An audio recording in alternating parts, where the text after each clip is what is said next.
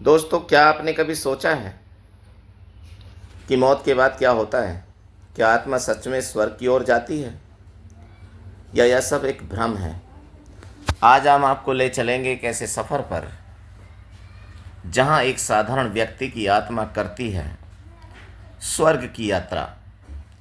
इस रास्ते में मिलेंगे उसे कई सवाल, कई रहस्य और कई ऐसे मोड़ जो आपको सोचने पर मजबूर कर देंगे।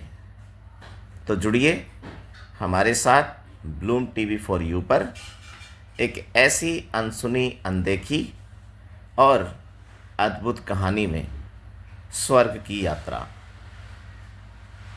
ग्राम बसरिया की सीमाओं पर एक पुराना पीपल के पेड़ से घिरा कच्चा मकान था, जहां रहते थे बुजुर्ग दंपत्ति रुद्रानंद और उनकी पत्नी सौम्या।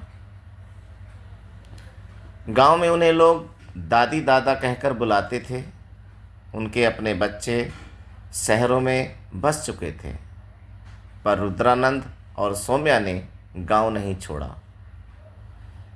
जीवन की सच्ची शांति उन्हें प्रकृति और गांव की सादगी में मिलती थी।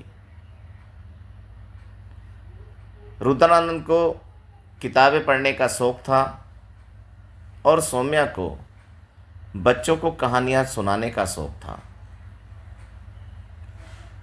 दोनों दिन भर गांव के बच्चों को शिक्षा देते, अनाथ और बेसहारा बच्चों की देखभाल करते और अपनी पेंशन से गुजर बसर करते। उनकी जिंदगी सादी थी, पर दिल बड़ा था। एक दिन अचानक रुद्रानंद ने सौम्या से कहा, मैंने एक सपना देखा। मैं स्वर्ग गया था, पर वहाँ कुछ अजीब बातें हुई। रुद्रानंद का सपना यूँ था, वह एक चमकदार रास्ते पर चल रहे थे, जहाँ पक्षियों की मधुर आवाज़ें थीं, हवा में फूलों की खुशबू थी और सब कुछ शांतिपूर्ण था। एक स्वर्गदूत उनके पास आया और बोला, तुम्हें बुलाया गया है स्वर्ग की यात्रा पर, लेकिन तुम्हारी आत्मा अभी पूरी नहीं हुई। रुद्रानंद चौंक गए। अभी पूरी नहीं हुई? क्या मतलब? स्वर्गदूत बोला, जब तक तुम्हारे मन में मोह रहेगा तुम स्वर्ग के द्वार पार नहीं कर सकते।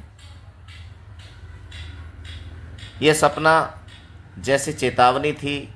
रुद्रानंद ने यह सपना सौम्या को बताया। सौम्या मुस्कुराई। कहीं ऊपर वाला तुम्हें कोई काम सौंपना चाहता है। रुद्रानंद के मन में कई सवाल उठने लगे। उन्होंने अपना सारा समय गांव के बच्चों के लिए समर्पित कर दिया। वे न सिर्फ उन्हें पढ़ाते बल्कि नैतिक शिक्षा भी देते थे। गांव में एक लड़का था, उज्ज्वल, जो अनाथ था और चोरी की आदत में फंस चुका था। रुद्रानंद ने उसे अपने घर लाकर पाला, सुधारा और इंसानियत का पाठ पढ़ाया। उज्ज्वल अब मेहनती और ईमानदार बन चुका था। रुद्रानंद को एहसास हुआ, मोह वही होता है जहाँ मैं और मेरा होता है। लेकिन अगर हम हमारा के भाव से सेवा करें तो मोह नहीं, केवल कर्म रहता है। कुछ महीने बाद रुद्रानंद ने वही सपना फिर देखा, वही चमकदार रास्ता, वही स्वर्गदूत। लेकिन इस बार स्वर्गदूत बोला, अब तुम्हारा मन शुद्ध हो चुका है, लेकिन अब तुम्हें एक अंतिम सेवा करनी होगी। एक खोए हुए इंसान को उसकी आत्मा का रास्ता दिखाना होगा। अगली सुबह गांव में अफवाह फैल गई, पास के शहर से एक अपराधी भागकर गांव में छिपा है। गांव वाले डर गए। रुद्रानंद ने चुपचाप उस युवक को खोजा, जो वास्तव में मृगांक नामक एक नौजवान था, जो गलत संगत में फंस चुका था। रुद्रानंद ने उसे पकड़वाया नहीं, बल्कि उससे बात की, समझाया और एक अवसर दिया। तुम्हें अगर सचमुच बदलना है तो मेरे साथ खेतों में काम करो, बच्चों को पढ़ाओ, सेवा करो। मृगांक ने रुद्रानंद की बात मान ली।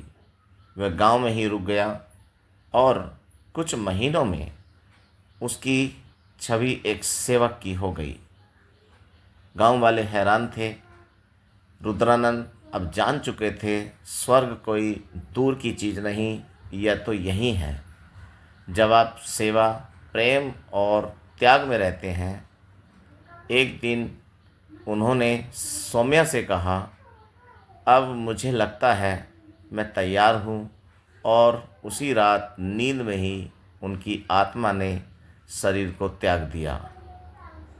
रुद्रानंद की आत्मा फिर उसी रास्ते पर पहुंची और इस बार द्वार खुल गए। स्वर्गदूत बोला, तुमने अपने जीवन को स्वर्ग बना दिया, अब यहाँ आओ। पर तुम्हारा प्रभाव धरती पर अब भी रहेगा।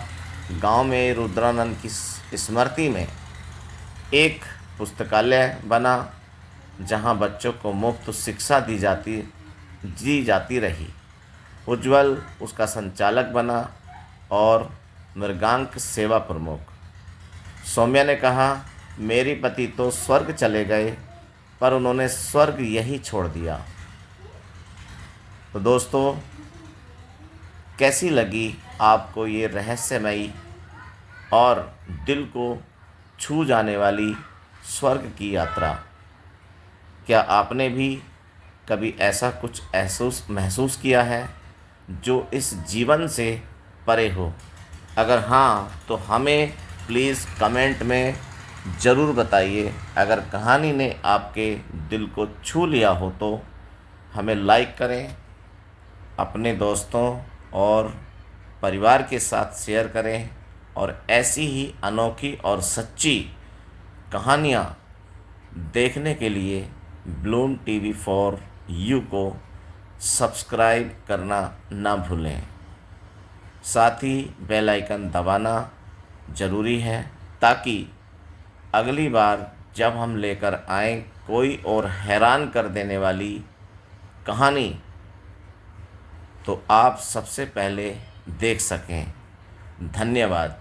जुड़े रहिए ब्लूम टीवी फॉर यू के साथ। कमेंट में दोस्तों ज़रूर बताइए कहानी आपको कैसी लगी।